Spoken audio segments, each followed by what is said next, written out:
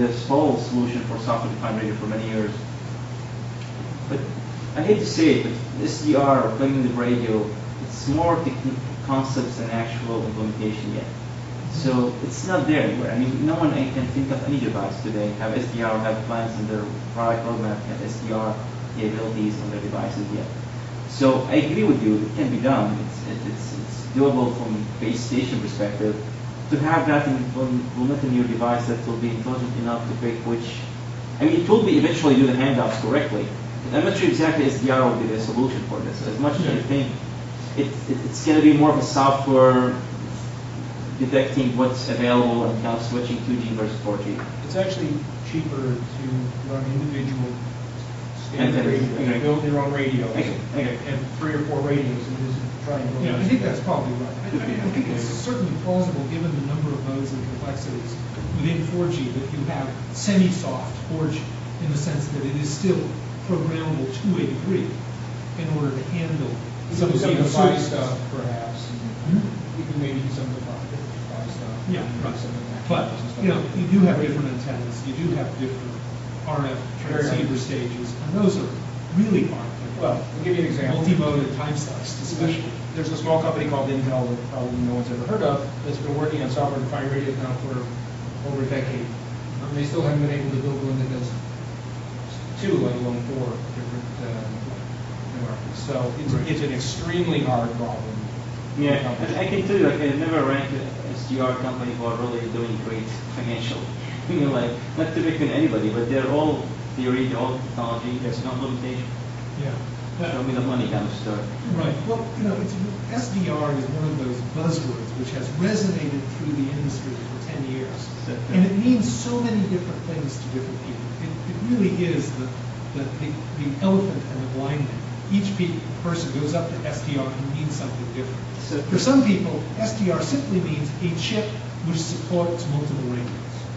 That's SDR. Even if it's hardwired subsystem A sitting next to hardwired subsystem B. For others, it is this hypothetical, with a small matter of programming, I can make my unified hardware platform run anything I can think of, and anything in the future with something like that. It's a transformer. It's a transformer. Little transformer now, right? You hit a button and it becomes a Wi-Fi radio. Yeah, right, exactly. And you have to actually, when you're talking with people about SDR, deduce what exactly they need, because some of those problems are imminently solvable.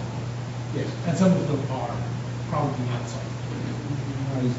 Okay, so I was going to say, like, come on to the floor for other questions beyond this. So one of the semi-comment before the question I have as well, you covered WiMAX versus LTE. I mean, I agree that the carriers are moving to LTE for a variety of different reasons. But WiMAX seems to have a niche that carriers don't want to go after and can solve, and that is that there is some, for lack of a better term, lower-end consumer wireless need that the potential of putting out a wireless service at no cost that doesn't have the QoS of Verizon or AT&T, but might also only be $9.95 a month.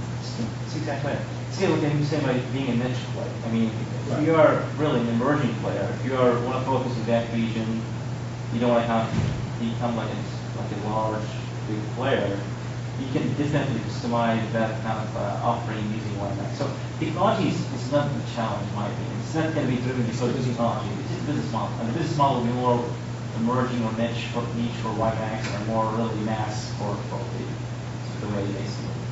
And not because of anything, but because of the actual adoption and ecosystem. We have Verizon and AT&T eventually adopting LTE. They have 60% market share. This is what you can argue. And growing. Yeah. Okay. But yeah, but then also, like I was reading earlier today, that Verizon, I think CTO, expect penetration rate in the US to go to 500%. With the whole end-to-end, with all of the devices, it's going to be like 500, going from 90% today to 500%. And it was also like David Clark from MIT expect that the network should be able to handle up to 1 trillion device in 15 years from now. So all that kind of device growth can make you look and wonder, like, who's going to manage all this? Well, the trouble is you're going to run out of bandwidth. There's a lot of devices. You can argue. We're going to have to add more IP. You're right, but still you can argue with, like, like what is mobility versus fixed, right? I mean, you can try to do femto to float anything you use within the home. This is both devices. Your fridge is a device. It's still going to use a femto fixed kind of fiber stuff. That doesn't consume much bandwidth with the wireless side. Fiber is really huge. You can get multiple thin gig right now, 100 gig. So I think the bandwidth story, in fact, we look at that as relative to 2020, we call it telecom.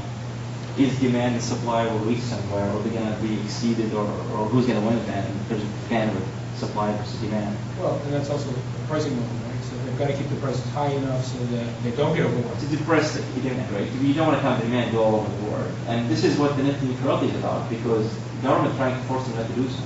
Right? Say you can't do that. You can let them use whatever they want. It's like the internet model. Right. Very open, everybody can use it how much they want. You cannot cap it, you cannot charge more, you can do nothing. And in fact, one of the friends I have at AT&T, he told me, like, we have some people who are really abusers of our bandwidth. If it's up to me, I would like to serve these customers, but you can't do that. You just have to live. You have 20-80 rule, like 20% will be abusers, and the 80% are really fine people. Any more questions from everybody else? Did they bore you with my talk? Okay. Thank you. Thank you. One